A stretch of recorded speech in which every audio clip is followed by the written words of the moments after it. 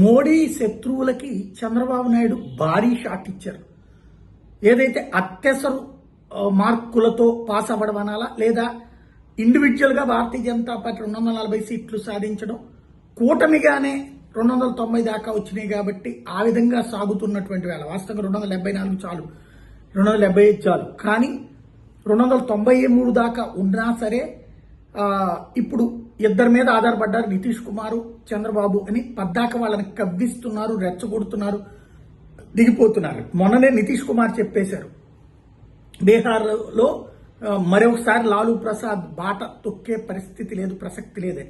National మీడియాలో కొన్ని కథనాల్ని project చేసుకుంటూ వస్తున్నారు.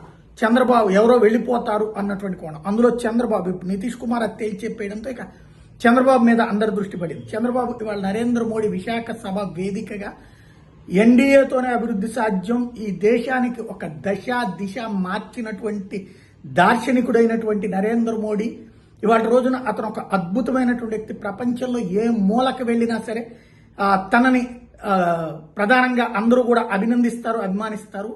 అలాగే అంతటి విజన్ ఉన్నటువంటి వ్యక్తి. అట్లాంటి వ్యక్తితో కలిసే సాగుతాం, ఎన్డీఏలోనే శాశ్వతంగా సాగుతాం అన్నటువంటి ప్రకటన చేయడం ద్వారా భారతీయ జనతా పార్టీ నేతృత్వంలోని ఎన్డీఏ కూటమి నుంచి వైదొలగట్లేదన్నటువంటిది తేల్చి చెప్పేసేయడం.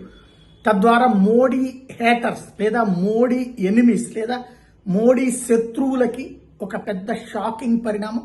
అదే సందర్భంలో ఇప్పటికే 4 రాష్ట్రాల ఎన్నికలు జరిగితే అందులో మహారాష్ట్రలో కానీ హర్యానాలో కానీ గెలిచినటువంటి భారతీయ జనతా పార్టీ ఇప్పుడు జరగబోతున్నటువంటి ఫిబ్రవరిలో జరగబోతున్నటువంటిది ఢిల్లీ ఎన్నికలు. ఆ ఢిల్లీ ఎన్నికల్లో పరిస్థితి ఎట్లా ఉంటుంది అనేటటువంటి సహజంగా చర్చ నడుస్తుంటే ఢిల్లీ కూడా భారతీయ జనతా పార్టీ గెలుస్తుంది అన్నటువంటి ఒక ప్రకటన ద్వారా అటు మోడీ మనసు గెలుచుకున్నారు, అటు భారతీయ జనతా పార్టీ వాళ్ళ మనసు గెలుచుకున్నారు. మరోవైపున మోడీ వ్యతిరేకులు, శత్రువులు, చంద్రబాబు తనని ఏదన్నా అనాలి అని కోరుకున్నటువంటి వాళ్ళకి ఒక పెద్ద షాక్ ఇచ్చారని చెప్పాలి.